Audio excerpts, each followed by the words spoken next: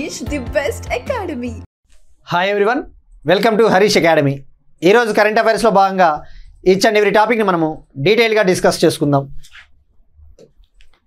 ఇవాళ మన first topic gig వర్కర్స్కి సంబంధించి ministry of labour and employment, కార్మిక మరియు ఉపాధి మంత్రిత్వ శాఖ స్విగ్గీ సంస్థతో ఒక ఒప్పందం కుదుర్చుకుంది. ముందుగా గిగ్ వర్కర్స్ గురించి మనము డీటెయిల్గా నిన్న తెలుసుకున్నాం. మరొకసారి రీకాల్ చేద్దాం. గిగ్ వర్కర్స్ అంటే ఫర్ ఎగ్జాంపుల్ స్విగ్గీ, ర్యాపిడో లాంటి సంస్థలలో ఉద్యోగాలు చేస్తూ ఉంటారు కదా, అటువంటి వాళ్ళని ప్లాట్ఫామ్ వర్కర్స్ అని చెప్పవచ్చు. వాళ్ళకి సామాజిక భద్రత ఉండదు.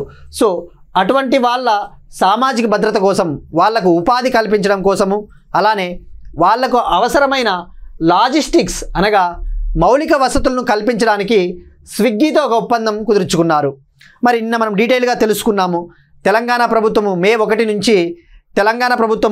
మే 1 నుంచి గిగ్ వర్కర్స్ కోసము ఒక స్పెషల్ చట్టాన్ని కూడా తీసుకురాబోతా ఉంది. భారతదేశంలో గిగ్ వర్కర్స్ కోసము తొలిసారిగా చట్టాన్ని తీసుకొని వచ్చిన రాష్ట్రం వచ్చేసి రాజస్థాను, రెండవ రాష్ట్రం వచ్చేసి కర్ణాటకని మనము నిన్న డీటెయిల్గా తెలుసుకున్నాం. మరి ఈ ఒప్పందం ద్వారా వీళ్ళు ఏ విధంగా వీళ్ళకు ఉపాధి కల్పించబోతా ఉన్నారో తెలుసుకోవాలి. Ministry of labour and employment 2015 సంవత్సరంలో నేషనల్ కెరీర్ సర్వీస్ పోర్టల్ని లాంచ్ చేసింది. National career service portal. ఈ నేషనల్ కెరీర్ సర్వీస్ పోర్టల్ని నేషనల్ కెరీర్ సర్వీస్ ప్రాజెక్ట్లో భాగంగా లాంచ్ చేశారనమాట. మరి దీని ముఖ్య ఉద్దేశం వచ్చేసి జనరల్గా ఎవరికైతే ఉద్యోగాలు కావాలి అనుకుంటారో ఇందులో రిజిస్టర్ చేసుకోవచ్చు అనమాట.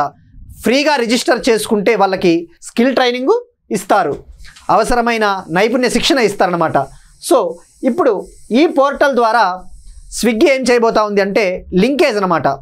లేబర్ అండ్ ఎంప్లాయ్మెంట్ మినిస్ట్రీకి స్విగ్గీకి ఒక లింకేజ్ కుదురుతుంది. ఆ లింకేజ్లో భాగంగా స్విగ్గీ ఏం చేస్తుంది అంటే వాళ్లకు అవసరాలు ఉంటాయి కదా, మాకు ఇంతమంది వర్కర్లు కావాలి అని చెప్పేసి ఆ రిక్వైర్మెంటు, ఆ డిమాండ్ని ఈ పోర్టల్లో కనుక అప్లోడ్ చేస్తే వాళ్ళకు అవసరమైన వర్కర్స్ని, వాళ్ళకు అవసరమైన స్కిల్ ట్రైనింగ్ని ఈ లేబర్ అండ్ ఎంప్లాయ్మెంట్ మినిస్ట్రీ అందిస్తుందన్నమాట.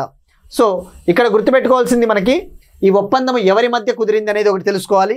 ఆ తర్వాత ఎగ్జామ్ పాయింట్ ఆఫ్ వ్యూలో ఇంకా కొద్దిగా డీటెయిల్డ్గా ministry of labour and employment launch చేసిన పోర్టల్స్, ఈ నేషనల్ కెరీర్ సర్వీస్ పోర్టల్ అనేది labour and employment ministry launch చేసిన పోర్టల్ అని గుర్తుపెట్టుకోవాలి. ఇది 2015 సంవత్సరంలో లాంచ్ చేశారు.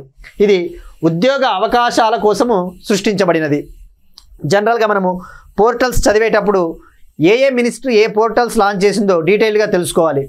గతంలోనే ministry of labour and employment ఇటువంటి అనార్గనైజ్డ్ వర్కర్స్ కోసం, ముఖ్యంగా అసంఘటిత కార్మికులు ఎవరైతే సామాజిక భద్రత లేకుంటారో అటువంటి వాళ్ళ కోసము ఒక పోర్టల్ని, ఈ శ్రమ్ పోర్టల్ని కూడా లాంచ్ చేసింది. ఇది మనం ఆల్రెడీ లాస్ట్ టైం డిస్కస్ చేశాం. ఈ శ్రమ్ పోర్టల్ని 2021లో లాంచ్ చేసింది. 2021 సంవత్సరము ఆగస్ట్ 26న లాంచ్ చేసింది. దీన్ని లాంచ్ చేసినది కూడా లేబర్ అండ్ ఎంప్లాయ్మెంట్ మినిస్ట్రీ అనమాట. మరి ఇందులో జనరల్గా ఇటువంటి గిగ్ వర్కర్స్ కావచ్చు, సామాజిక భద్రత లేని వాళ్ళు ఇందులో రిజిస్టర్ అవ్వవచ్చు. తద్వారా రిజిస్టర్ అవ్వడం ద్వారా వాళ్ళకి ఒక యూనివర్సల్ అకౌంట్ నెంబర్ కూడా ఇస్తారనమాట. అది 12 డిజిట్స్ ఉంటాయి దాంట్లో. ఇప్పుడు మనకి ఏ విధంగా అయితే ఆధార్ ఉంటుందో ఆ విధంగా 12 డిజిట్లతో కూడిన ఒక యూనివర్సల్ అకౌంట్ నెంబరు ప్రతి అనార్గనైజ్డ్ వర్కర్కి, ప్రతి అసంఘటిత కార్మికుడికి ఇందులో కల్పిస్తారనమాట. సో ఇక్కడ గుర్తుపెట్టుకోవాల్సింది ఈ శ్రమ్ పోర్టల్. ఇక ఈ శ్రమ్ పోర్టల్లో ఇప్పటి వరకు సుమారుగా 2025 మార్చి నాటికి సుమారుగా 30.68 కోట్ల మంది రిజిస్టర్ చేసుకున్నారు. 30.68 కోట్ల మంది రిజిస్టర్ చేసుకున్నారు. అయితే ఇందులో మహిళలే ఎక్కువగా ఉన్నారు. మహిళలు సుమారుగా 53.68% మహిళలు ఇందులో సభ్యులుగా రిజిస్టర్ చేసుకున్నారు. సో ఇది మనకు గిగ్ మరియు లాజిస్టిక్ ఉపాధి అవకాశాల కోసము labour and employment ministry Swiggy మధ్య కుదిరిన ఒప్పందం. నెక్స్ట్ వన్, అంబేద్కర్ దినోత్సవంగా ఏప్రిల్ 14 ప్రకటించిన న్యూయార్క్ నగరము. ఏప్రిల్ 14 అంబేద్కర్ దినోత్సవం న్యూయార్క్ నగరం ప్రకటించింది. ఏప్రిల్ 14 ప్రాముఖ్యత ఏంటి? అంబేద్కర్ గారి పుట్టినరోజు. సో అంబేద్కర్ గారి పుట్టినరోజును పురస్కరించుకొని అమెరికాలోని న్యూయార్క్ నగరము ఇక నుంచి ప్రతి సంవత్సరం ఏప్రిల్ 14ని అంబేద్కర్ దినోత్సవంగా ప్రకటించిందనమాట. సో ఇది మనకు డైరెక్ట్గా ఇటీవల అమెరికాలోని ఏ నగరము అంబేద్కర్ దినోత్సవంగా ఏప్రిల్ 14ని ప్రకటించింది అంటే న్యూయార్క్. నెక్స్ట్ వన్, ఒక రిపోర్ట్ వార్తల్లో ఉంది. ఇండియా జస్టిస్ రిపోర్ట్ 2025 వార్తల్లో ఉంది. ఈ రిపోర్ట్ ముఖ్య ఉద్దేశము పేరులోనే ఉంది, జస్టిస్. భారతదేశంలోని వివిధ రాష్ట్రాలలో ముఖ్యంగా పోలీసు వ్యవస్థ ఎలా ఉంది, అలానే జైళ్ళు ఎలా ఉన్నాయి, ప్రిజన్స్ ఎలా ఉన్నాయి, న్యాయ సమీక్ష ఎలా ఉంది, జ్యుడిషియరీ ఎలా ఉంది, అలానే లీగల్ ఎయిడ్ న్యాయ సహకారం ఎలా ఉందని చెప్పేసి 4 పారామీటర్లను ఆధారంగా చేసుకొని టాటా ట్రస్ట్ సంస్థ ఈ రిపోర్ట్ని విడుదల చేసింది. కొన్ని సివిల్ ఆర్గనైజేషన్స్, కొన్ని స్వచ్ఛంద సంస్థలు, సివిల్ ఆర్గనైజేషన్స్తో కలిసి టాటా ట్రస్ట్ ఈ రిపోర్టు విడుదల చేసింది. ఇక్కడ గుర్తుపెట్టుకోవాల్సింది, ఈ రిపోర్టు 4 ఇండికేటర్స్ అన్నమాట. Prisons, legal aid, judiciary, policing. మరి ర్యాంకింగ్ ఇచ్చారు, ఏ రాష్ట్రము టాప్లో ఉంది, ఓవరాల్గా ఏ రాష్ట్రం టాప్లో ఉంది, పోలీసింగ్ కేటగిరీ విషయానికి వస్తే ఏ రాష్ట్రం టాప్లో ఉందని చెప్పేసి. పోలీసింగ్ విషయానికి వస్తే అంటే వివిధ రాష్ట్రాలలో పోలీసు వ్యవస్థ ఏ విధంగా ఉందనే దానిపైన ఒక రిపోర్టు. ఫస్ట్ మనం పోలీసింగ్ గురించి తెలుసుకుందాం, ఆ తర్వాత ఓవరాల్ ర్యాంకింగు. ఈ 4 పారామీటర్లు ఆధారంగా చేసుకొని ఏ రాష్ట్రం టాప్లో ఉందో కూడా తెలుసుకోవాలి. ఫస్ట్ పోలీసు వ్యవస్థకు వస్తే టాప్ తెలంగాణ నిలిచింది. తెలంగాణలో పోలీసు వ్యవస్థ అత్యంత సమర్థవంతంగా పనిచేస్తూ ఉందట. సెకండ్ వచ్చేసి ఆంధ్రప్రదేశ్, లాస్ట్ వచ్చేసి వెస్ట్ బెంగాల్ రాష్ట్రంలో పోలీసు వ్యవస్థ అత్యంత దారుణంగా ఉంది.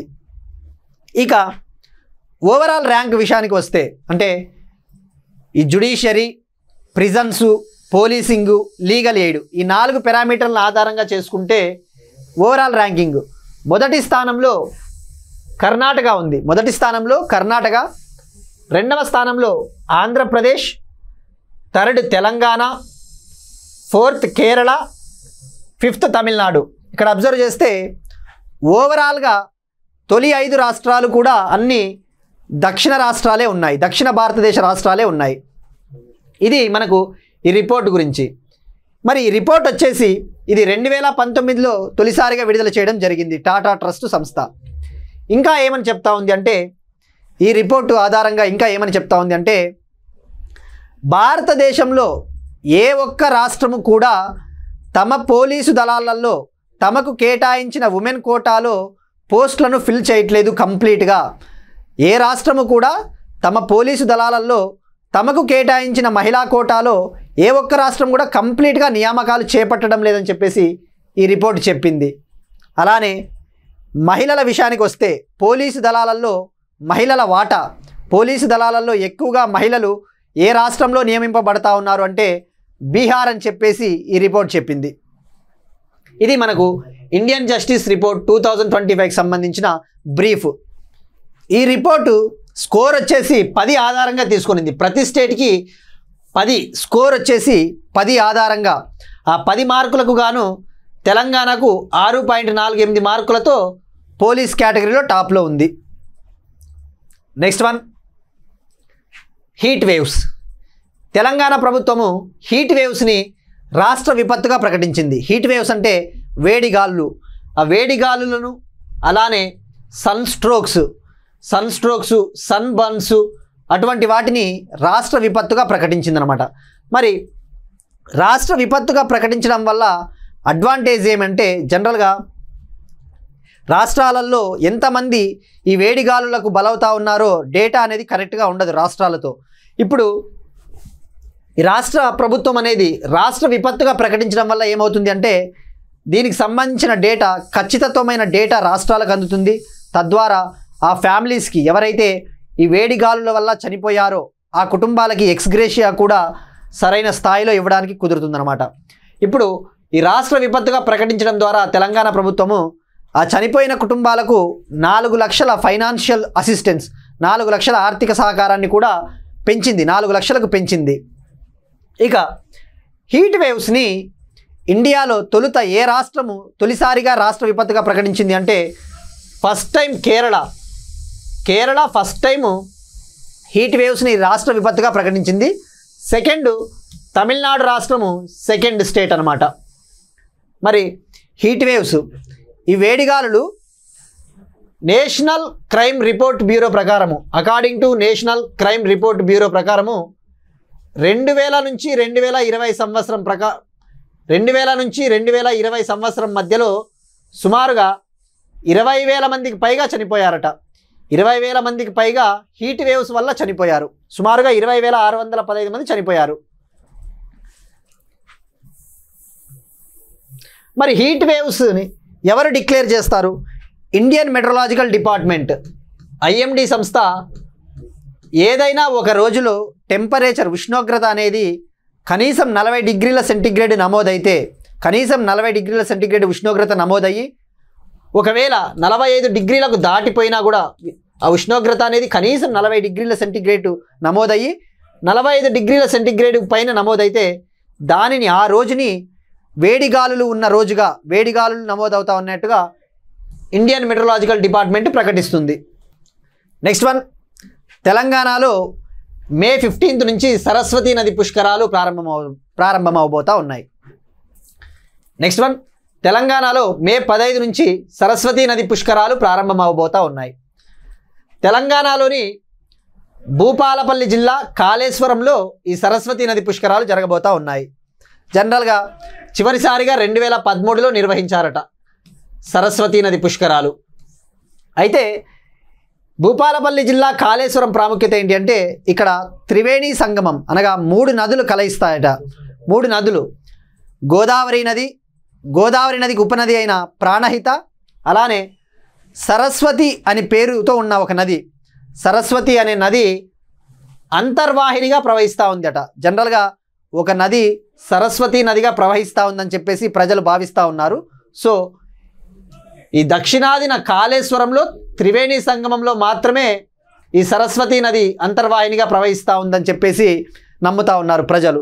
సో ఇక్కడ గుర్తుపెట్టుకోవాల్సింది సరస్వతి నది పుష్కరాలు తెలంగాణలోని కాళేశ్వరంలో జరగబోతూ ఉన్నాయి. దీనికి సంబంధించి ఒక మొబైల్ అప్లికేషను, సరస్వతీ నది పురస్కారాలు 2025 పేరిట ఒక మొబైల్ అప్లికేషను, అలానే వెబ్సైట్ను కూడా ప్రభుత్వం లాంచ్ చేసింది.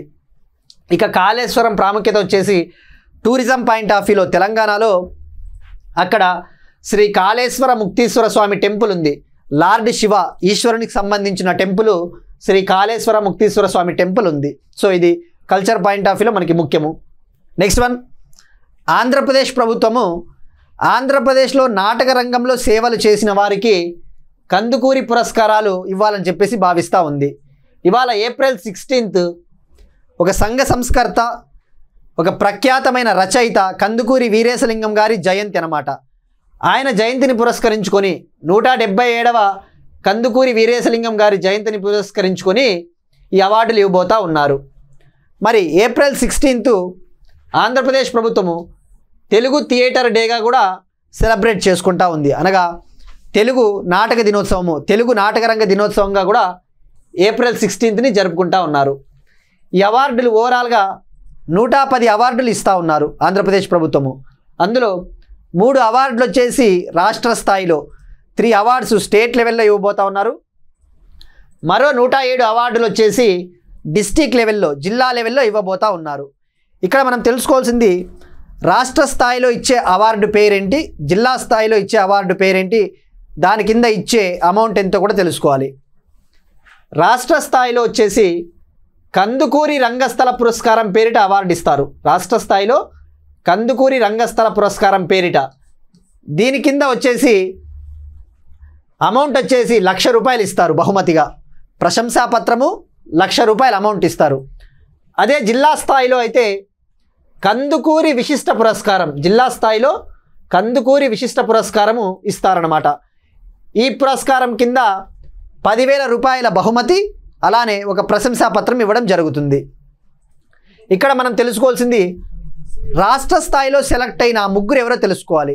రాష్ట్ర స్థాయిలో సెలెక్ట్ అయిన ముగ్గురు వచ్చేసి ఒకరు తెనాలికి చెందిన ఆరాధ్యుల వెంకటేశ్వరరావు గారు, తెనాలికి చెందిన ఆరాధ్యుల వెంకటేశ్వరరావు గారు, మరొకరు చిలకలూరిపేటకు చెందిన డాక్టర్ కందిమల్ల సాంబశివరావు గారు, మరొకరు నంద్యాలకు చెందిన డాక్టర్ గుర్రాల రవికృష్ణ గారు. ఈ ముగ్గురి పేర్లు మనకి తెలుసుకోవాలి రాష్ట్ర స్థాయిలో అనేసి. ఈ అవార్డుల్ని విజయవాడ తుమ్మలపల్లి కళాక్షేత్రంలో ప్రదానం చేయబోతా ఉన్నారు. నెక్స్ట్ వన్, ఆంధ్రప్రదేశ్ ప్రభుత్వము మహిళల్ని బలోపేతం చేయడానికి, మహిళల్ని ఆర్థికంగా బలోపేతం చేయడానికి మహిళలే నిర్వహించేలా 25 పెట్రోల్ బంకుల్ని ఏర్పాటు చేయబోతా ఉన్నారు. ముఖ్యంగా ఆంధ్రప్రదేశ్లోని పట్టణ ప్రాంతాల్లో ఉన్న సెల్ఫ్ హెల్ప్ గ్రూప్స్, స్వయం సహాయక మహిళా సంఘాలే నిర్వహించేలా 25 పెట్రోల్ బంకులను ఏర్పాటు చేయబోతా ఉన్నారు. తొలి విడతలో 25 జిల్లాలలో ఒకటి చొప్పున వీటిని ప్రారంభించనున్నారు. అయితే ఇందుకు అయ్యే పెట్టుబడి మొత్తం అంతా కూడా ఈ సెల్ఫ్ హెల్ప్ గ్రూప్స్ వాళ్ళే ఇస్తారనమాట. సుమారుగా ఆంధ్రప్రదేశ్ రాష్ట్రంలో సెల్ఫ్ హెల్ప్ గ్రూప్స్ సభ్యుల వద్ద 6,000 కోట్ల పొదుపు మొత్తాలు ఉన్నాయట. ఆ పొదుపు మొత్తాల్లోంచి అమౌంట్ని తీసి ఈ పెట్రోల్ బంకుల ఏర్పాటుకు కేటాయిస్తారు. అయితే ఆంధ్రప్రదేశ్ ప్రభుత్వం ఏం చేయబోతా ఉందంటే వీటికి అవసరమైన భూమిని సేకరిస్తుంది. అయితే వీటిని ఏర్పాటు చేయాలి అంటే తప్పకుండా ఆయిల్ కంపెనీస్ నుంచి అనుమతి తీసుకోవాలి. ఇది మెప్మా నిర్వహిస్తుంది అనమాట. మనకి ఆంధ్రప్రదేశ్లో మెప్మా ఉంటుంది, mission for elimination of poverty in municipal areas అనమాట. ఈ మెప్మానే ఈ పెట్రోల్ బంకుల్ని నిర్వహిస్తుంది. ఇక ఆల్రెడీ ఆంధ్రప్రదేశ్ ప్రభుత్వము మహిళల్ని ఆర్థికంగా బలోపేతం చేయడానికి గతంలోనే మహిళా రైడర్లను తయారు చేయడం కోసము వాళ్ళకి ద్విచక్ర వాహనాలు, ఈ ఆటోలు, ఈ బైకులను కూడా ఇచ్చిందనమాట. దానికోసం ర్యాపిడో సంస్థతో మెప్మా ఒక ఒప్పందం కూడా చేసుకునింది. సో ఇది ఆంధ్రప్రదేశ్ ప్రభుత్వంలో మహిళల ఆర్థిక అభివృద్ధికి చేపడతా ఉన్న కార్యక్రమాలు. ఇప్పుడు క్వశ్చన్ చూద్దాం. మనము ఆల్రెడీ గతంలో మార్చి నెలలో రైజీనా డైలాగ్ గురించి తెలుసుకున్నాం. దానికి సంబంధించినది ఇటీవల 2025 మార్చి 17 నుండి మార్చి 19 వరకు భారతదేశం న్యూఢిల్లీలో 10వ రైజీనా డైలాగ్ను నిర్వహించింది. ఈ సంవత్సరం ఏ దేశ ప్రధానమంత్రి ముఖ్య అతిథిగా హాజరయ్యారు? Option A Greece, option B Italy, option C New Zealand, option D Australia. ఇది మనం ఆల్రెడీ డిస్కస్ చేసాం. దీని గురించి అసలు ఇది ఎన్నవ ఎడిషన్ అంటే 10వ ఎడిషను, దీని థీమ్ ఏంటి, ఇది ఎక్కడ జరుగుతుంది, దీనికి ఎవరు అటెండ్ అయ్యారు చీఫ్ గెస్ట్గా మనము డీటెయిల్డ్గా తెలుసుకున్నాం ఇంటర్నేషనల్ రిలేషన్స్ పాయింట్ ఆఫ్ వ్యూలో. సో దీనికి ఆన్సర్ కామెంట్ సెక్షన్లో చేయండి. ఇక నిన్నటి విషయానికి వస్తే, నిన్న మనము ఆయుష్మాన్ భారత్ డిజిటల్ మిషన్ గురించి క్వశ్చన్ అడిగాం. ప్రధానమంత్రి జన్ ఆరోగ్య యోజన, దాంట్లో ఇచ్చిన ఆప్షన్స్ వచ్చేసి మనము ఒక ఆప్షను ఈ పథకంలో అన్ని ప్రభుత్వ ఆసుపత్రులు మరియు అన్ని ప్రైవేటు ఆసుపత్రులు తప్పకుండా జాయిన్ అవ్వాలి అన్నాము. అది ఆప్షన్ రాంగ్ అవుతుంది. ఎందుకంటే ఈ ప్రధానమంత్రి జన్ ఆరోగ్య యోజన, ఆయుష్మాన్ భారత్ డిజిటల్ మిషన్ అనేది కేవలం వాలంటరీ ప్రోగ్రామ్ అనమాట. తప్పకుండా అన్ని రాష్ట్రాలు జాయిన్ అవ్వాలనేం లేదు. అలానే ఇక రెండవ ఆప్షన్ వచ్చేసి ఇందులో ప్రతి సిటిజన్ కూడా కవర్ అవుతాడు అని చెప్పేసి ఇచ్చాం. ఇందులో ప్రతి సిటిజన్ కవర్ అవ్వడు, కానీ సోషియో ఎకనామిక్ క్యాస్ట్ సెన్సస్ 2011 ఆధారంగా లబ్ధిదారులను గుర్తిస్తారన్నమాట. సో రెండవది రాంగు. ఇక మూడవది వచ్చేసి మూడవ స్టేట్మెంటు, ఈ పథకం కింద భారతదేశంలోని పౌరులు ఏ రాష్ట్రంలోనైనా కూడా వైద్య సేవలను పొందవచ్చు. ఇట్ హ్యాస్ సీమ్లెస్ పోర్టబిలిటీ అన్నాము. సో అదొక్క స్టేట్మెంట్ మాత్రమే కరెక్ట్. దానికి ఆన్సర్ వచ్చేసి కేవలం 3 ఓన్లీ. ఇక మరొక క్వశ్చన్ అడిగాం. స్కైట్రాక్స్ సంస్థ ప్రకటించిన ఎయిర్పోర్ట్ అవార్డ్స్, ఆ అవార్డ్స్లో ఉత్తమ ఎయిర్పోర్ట్ అవార్డు వచ్చేసి సింగపూర్కు చెందిన చాంగి ఇంటర్నేషనల్ ఎయిర్పోర్ట్కు దక్కింది. నెక్స్ట్ వన్, ఆంధ్రప్రదేశ్లోని చిత్తూరు జిల్లాలో ఒక హోమియో వైద్య కళాశాలని ఏర్పాటు చేయబోతూ ఉన్నారు. ఇక్కడ మనం డైరెక్ట్గా ఫోకస్ చేయాల్సింది ఆంధ్రప్రదేశ్లో ఇప్పటి వరకు ఎన్ని హోమియో కాలేజెస్ ఉన్నాయో తెలుసుకుంటే సరిపోతుంది. ఎక్కడ ఏర్పాటు చేయబోతూ ఉన్నారంటే చిత్తూరు జిల్లాలోని పూతలపట్టు మండలంలో ఏర్పాటు చేయబోతూ ఉన్నారు. ఇప్పటి వరకు ఆంధ్రప్రదేశ్లో ప్రభుత్వ ప్రైవేటు రంగాల్లో కలిపి 7 హోమియో వైద్య కళాశాలలు ఉన్నాయి. ఇది ఇప్పుడు ఏర్పాటు చేస్తే ఇది 8వ అవుతుంది. నెక్స్ట్ వన్, లడఖ్లో పౌరులు సహాయ నిరాకరణ ఉద్యమాన్ని చేపడతా ఉన్నారు. Non cooperation moment.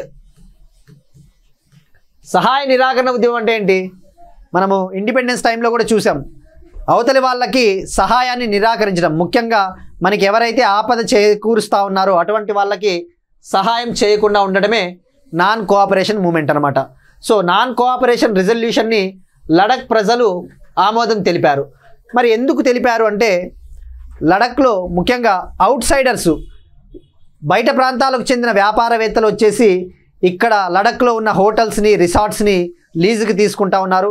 తద్వారా మా ఆర్థిక వ్యవస్థ మా లోకల్ ఎకానమీ దెబ్బతింటా ఉంది. అలానే అవుట్ సైడర్స్ రావడం ద్వారా అక్కడ ఉన్న లోకల్ ఎకాలజీ పర్యావరణం దెబ్బతింటా ఉంది అని చెప్పేసి వాళ్ళకి సహాయం చేయకూడదు అని చెప్పేసి సహాయ నిరాకరణ రెజల్యూషన్ని పాస్ చేశారు. సో ఇది డైరెక్ట్గా fact oriented. Next one, India మరియు శ్రీలంకల మధ్య సుస్థిర వ్యవసాయానికి సంబంధించి ఒక ఒప్పందం కుదిరింది. యుఎన్ వరల్డ్ ఫుడ్ ప్రోగ్రామ్ ద్వారా భారత్ శ్రీలంక మధ్య ఈ ఒప్పందం కుదిరింది.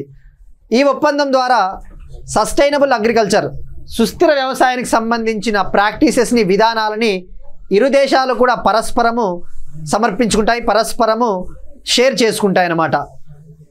ఇక్కడ దీన్ని ఈ సుస్థిర వ్యవసాయ విధానంలో భాగంగా ఈ ఒప్పందంలో భాగంగా ఈ ప్రాజెక్ట్ని ఆంధ్రప్రదేశ్, ఒడిషా,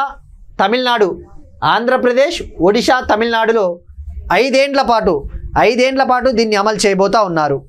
ఆంధ్రప్రదేశ్లో అయితే కడప జిల్లాలో దీన్ని అమలు చేయబోతూ ఉన్నారు. ఆంధ్రప్రదేశ్లో అయితే తొలుత కడప జిల్లాలో అమలు చేయబోతూ ఉన్నారు. మరి మనం ఇక్కడ ఫోకస్ చేయాల్సింది న్యాచురల్ ఫార్మింగ్, సుస్థిర వ్యవసాయము.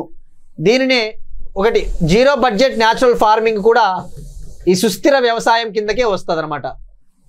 న్యాచురల్ ఫార్మింగ్ భారతదేశంలో ఈ న్యాచురల్ ఫార్మింగ్ సహజ వ్యవసాయానికి ఫౌండర్గా పితామహుడుగా సుభాష్ పాలేకర్ గారిని పిలుస్తారు. మహారాష్ట్రకు చెందిన సుభాష్ పాలేకర్ గారిని father of the natural farming in India అని పిలుస్తారు.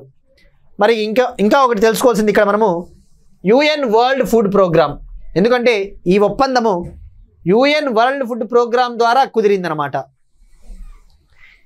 యుఎన్ వరల్డ్ ఫుడ్ ప్రోగ్రామ్ అనేది ఏంటంటే ఇది ప్రపంచ దేశాలకు, ముఖ్యంగా అభివృద్ధి చెందుతూ ఉన్న దేశాలకు, ఎవరికైతే ఆహార భద్రత ఉండదో అటువంటి దేశాలకు సహాయం అందిస్తుంది, ఆహార భద్రత అందిస్తుంది అనమాట. సో ఒక విధంగా చెప్పాలంటే ఇది ప్రపంచంలోనే అతిపెద్ద హ్యుమానిటేరియన్ ఆర్గనైజేషన్ చెప్పవచ్చు. ప్రపంచంలోనే అతిపెద్ద హ్యుమానిటేరియన్ ఆర్గనైజేషన్ చెప్పవచ్చు. ఇది యుఎన్ సంస్థ, ఐక్యరాజ్య సమితి సంస్థ. ఇది 1961లో ఏర్పాటైంది. 1961లో ఏర్పాటైంది. దీని హెడ్ క్వార్టర్సు ఇటలీలోని రోమ్. ఈ యుఎన్ వరల్డ్ ఫుడ్ ప్రోగ్రామ్ ఐక్యరాజ్య సమితి ప్రపంచ ఆహార పథకానికి 2020 సంవత్సరంలో నోబెల్ శాంతి పురస్కారం కూడా లభించింది. 2020 సంవత్సరంలో నోబెల్ పీస్ ప్రైజ్ కూడా లభించింది. నెక్స్ట్ టాపిక్ ఆపరేషన్ చక్ర 5th ఫేజ్. ఈ ఆపరేషన్ చక్ర 5th ఫేజ్లో భాగంగా central bureau of investigation digital అరెస్టులో భాగమైన 4 నిందితుల్ని అరెస్ట్ చేసింది. డిజిటల్ అరెస్ట్కు పాల్పడిన 4 నిందితుల్ని అరెస్ట్ చేసింది. మనం ఇక్కడ తెలుసుకోవాల్సింది ఆపరేషన్ చక్ర అంటే ఏంటి, ఈ డిజిటల్ అరెస్ట్ అంటే ఏంటి. ఎందుకంటే డిజిటల్ అరెస్ట్ అనేది ఇటీవల ఏపీ గ్రూప్ 2లో కూడా అడిగారు. ఫస్ట్ ఆపరేషన్ చక్ర గురించి తెలుసుకుందాం. ఆపరేషన్ చక్ర అనేది CBI central bureau of investigation launch చేసింది అనమాట. 2022 సంవత్సరంలో దీన్ని ప్రారంభించింది. దీని ముఖ్య ఉద్దేశము ముఖ్యంగా ఎవరైతే సైబర్ ఆర్థిక నేరాలకు పాల్పడుతూ ఉంటారో, ముఖ్యంగా ట్రాన్స్నేషనల్ సైబర్ క్రైమ్స్ అనమాట. ఒక దేశం నుంచి ఇంకో దేశం మధ్య ట్రాన్స్నేషనల్ సైబర్ ఫినాన్షియల్ క్రైమ్స్ జరుగుతూ ఉంటాయి, సైబర్ ఆర్థిక నేరాలు. అటువంటి నేరాలని నివారించడానికి ఆపరేషన్ చక్ర పేరిట సిబిఐ 2022లో లాంచ్ చేసింది. ఫేజ్ 2 కింద 2023లో లాంచ్ చేశారు. ఫేజ్ 2 దీని కింద ఈ ఆపరేషన్లో భాగంగా సిబిఐ వివిధ దేశాలకు చెందిన పోలీసు సంస్థలతో కూడా సహకారం తీసుకుంటుందన్నమాట. ముఖ్యంగా అమెరికాకు చెందిన ఫెడరల్ బ్యూరో ఆఫ్ ఇన్వెస్టిగేషను, అలానే ప్రపంచంలోనే అతిపెద్ద పోలీస్ ఆర్గనైజేషన్ అయిన ఇంటర్పోల్ సహకారం కూడా సిబిఐ తీసుకుంటుంది. Interpol International Criminal Police Organisation అనమాట. దీని హెడ్ క్వార్టర్స్ వచ్చేసి ఫ్రాన్స్లోని లయాన్ పట్టణంలో దీని హెడ్ క్వార్టర్స్ ఉంది, ఇంటర్పోల్. మరి ఇప్పుడు ఆపరేషన్ చక్ర అంటే మనకి అర్థమైంది, ఆర్థిక నేరాలు, సైబర్ ఆర్థిక నేరాలని అరికట్టడానికి అనేసి. ఇప్పుడు డిజిటల్ డిజిటల్ అరెస్ట్ అంటే కూడా ఇది ఒక రకమైన సైబర్ నేరము, సైబర్ ఆర్థిక నేరం అని చెప్పవచ్చు.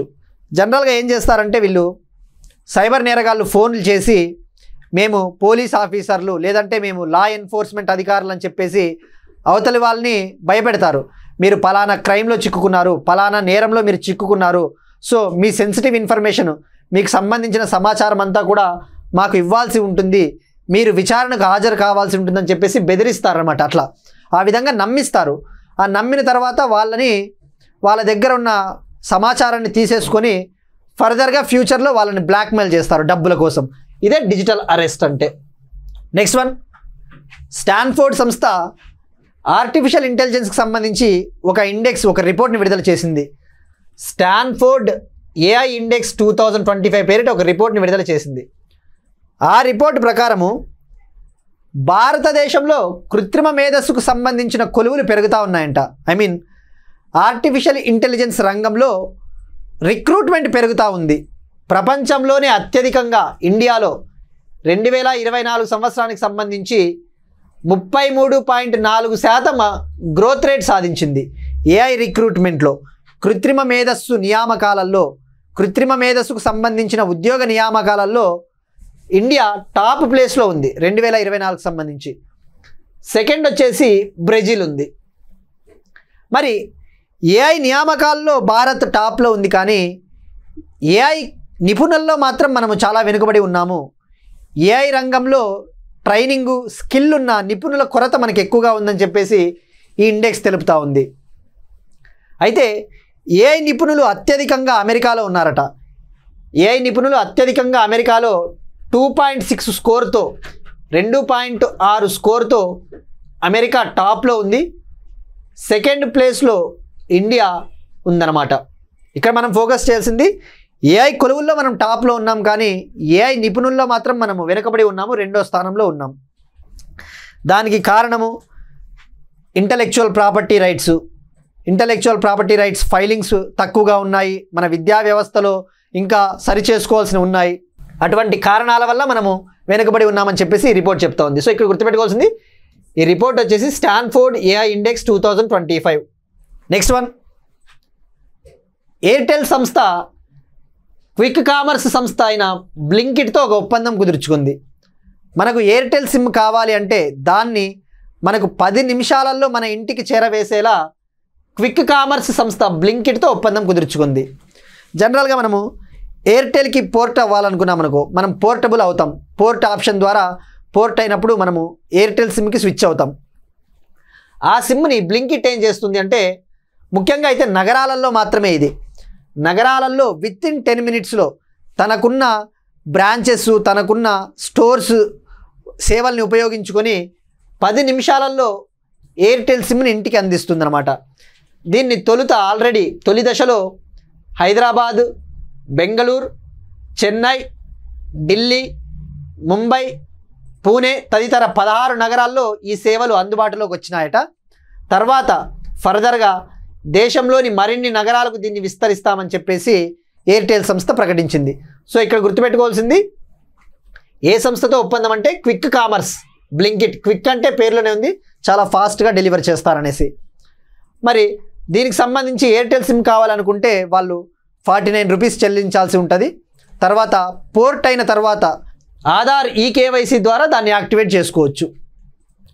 Next one, Blue Origin New Shepard 31 mission వార్తల్లో నిలిచింది. బ్లూ ఆరిజన్ అనేది అమెజాన్ ఫౌండర్ అయిన జెఫ్ బెజోస్కు చెందిన ఒక కంపెనీ అన్నమాట. వీళ్ళు న్యూ షెపర్డ్ 31 రాకెట్ని లాంచ్ చేశారు. అయితే దీని ప్రాముఖ్యత వచ్చేసి ఈ మిషన్ ద్వారా తొలిసారిగా 6 మహిళా సెలబ్రిటీలు రోదసీలోకి ప్రవేశించారు. రోదసీలోకి వెళ్ళి కాసేపు విహరించి వచ్చారనమాట. మొత్తం 6 మహిళా సెలబ్రిటీలు. ఈ 6 మహిళా సెలబ్రిటీలు 10 నిమిషాల పాటు రోదసీలో విహరించారు. వాళ్ళు భూమి ఉపరితలం నుంచి 107 కిలోమీటర్లు పై వరకు వెళ్ళి కాసేపు అలా విహరించి వచ్చారు. ఇక్కడ ఈ 6లో అమెరికాకు చెందిన ఒక పాప్ సింగర్ కేటీ పెర్రీ, అలానే జెఫ్ బెజోస్కు కాబోయే భార్య లారెన్ సాంచెజ్ కూడా ఉందన్నమాట. సో ఇక్కడ గుర్తుపెట్టుకోవాల్సింది ఈ NS-31 ప్రాముఖ్యత అంటే ఇది 6 మహిళలతో కూడిన బృందం అన్నమాట. అమెరికాకు సంబంధించి పూర్తిగా మహిళలతో కూడిన ఒక బృందం రోదసీలోకి ఎంటర్ అవ్వడము ఇదే ఫస్ట్ టైం. ఇది బ్లూ ఆరిజిన్ కంపెనీకి చెందిన 11వ హ్యూమన్ స్పేస్ ఫ్లైట్ ప్రోగ్రామ్. 11వ హ్యూమన్ స్పేస్ ఫ్లైట్ ప్రోగ్రామ్ అంటే 11వ మానవ సహిత ప్రోగ్రామ్ అని చెప్పవచ్చు. 11వ మానవ సహిత యాత్ర అని చెప్పవచ్చు. ఇక మనం తెలుసుకోవాల్సింది కొద్దిగా స్టాటిక్ పాయింట్ ఆఫ్ వ్యూలో, మరి ప్రపంచంలోనే తొలిసారిగా స్పేస్లోకి ఎంటర్ అయిన తొలి మహిళ అంటే యుఎస్ఎస్ఆర్, సోవియట్ యూనియన్, రష్యాకు చెందిన వ్యాలెంటీనా తరిష్కోవా అనే మహిళ 1963లో తొలిసారిగా రోదసీలోకి ప్రవేశించింది స్పేస్లోకి. ఇక తొలిసారిగా రోదసీలోకి ప్రవేశించిన ఫస్ట్ హ్యూమన్ ఎవరు అంటే ఫస్ట్ హ్యూమన్ వచ్చేసి 1961లో అదే రష్యాకు చెందిన యూరీ గగారిన్, అదే సోవియట్ యూనియన్ లేదా రష్యా అని పిలువబడే సోవియట్ యూనియన్కు చెందిన యూరీ గగారిన్ 1961లో ఓస్టాక్ 1 అనే రాకెట్ ద్వారా ఎంటర్ అయ్యాడు. ఇది మనకు ఇన్ఫర్మేషన్ సరిపోతుంది. Next one, Khelo India youth games 2025కి సంబంధించి లోగోని మస్కట్ని బీహార్లోని పట్నాలో లాంచ్ చేశారు. దీనికి బీహార్ చీఫ్ మినిస్టర్ నితీష్ కుమార్ గారు అలానే స్పోర్ట్స్ మినిస్టరు కలిసి లాంచ్ చేశారనమాట. మరి ఇది 7వ ఎడిషను. ఈ సంవత్సరం జరగబోతా ఉన్న ఎడిషను 7వ ఎడిషను. తొలిసారిగా బీహారు ఈ పోటీలను నిర్వహించబోతా ఉంది. ఖేలో ఇండియా యూత్ గేమ్స్ ఇది 4th నుంచి 15th మే వరకు జరగబోతా ఉంది. 4th నుంచి 15th మే వరకు జరగబోతా ఉంది.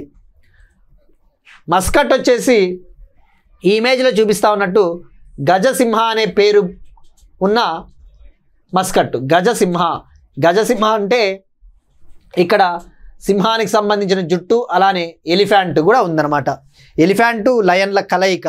ఇది బీహార్కు చెందిన పాలా డైనాసిటీ, పాలా రాజవంశానికి ఒక ప్రతీక అని చెప్పవచ్చు. ఆ కల్చర్ని ప్రతిబింబిస్తుంది. ఇక లోగో విషయానికి వస్తే లోగోలో 2 కలర్లు ఉన్నాయి. ఒక వ్యక్తి పరిగెత్తుతున్నట్టు.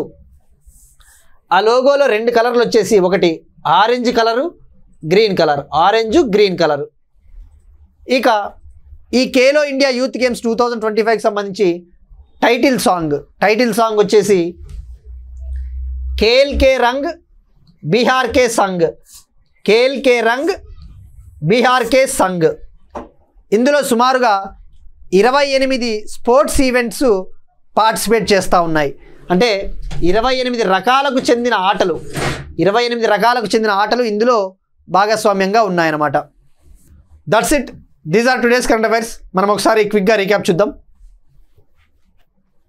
గిగ్ మరియు లాజిస్టిక్ ఉపాధి అవకాశాల కోసము లేబర్ అండ్ ఎంప్లాయ్మెంట్ మినిస్ట్రీ మరియు స్విగ్గీ మధ్య కుదిరిన ఒప్పందం.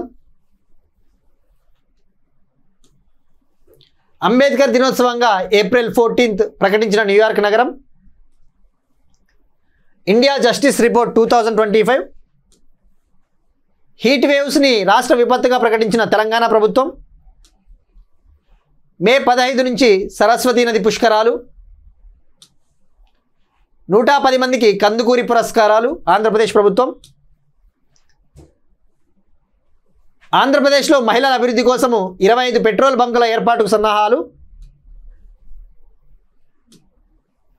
చిత్తూరు జిల్లాలో హోమియో వైద్య కళాశాల. లడఖ్లో non cooperation resolution. Bharat Sri Lanka మధ్య సుస్థిర వ్యవసాయానికి సంబంధించిన ఒప్పందం. ఆపరేషన్ చక్ర 5. Stanford AI index 2025. 10 నిమిషాల్లో ఇంటికే ఎయిర్టెల్ సిమ్, బ్లింకిట్తో ఎయిర్టెల్ భాగస్వామ్యం. Blue origin new Shepard 31. Khelo India youth games 2025. That's it. These are today's current affairs and we'll meet you again tomorrow and thank you everyone.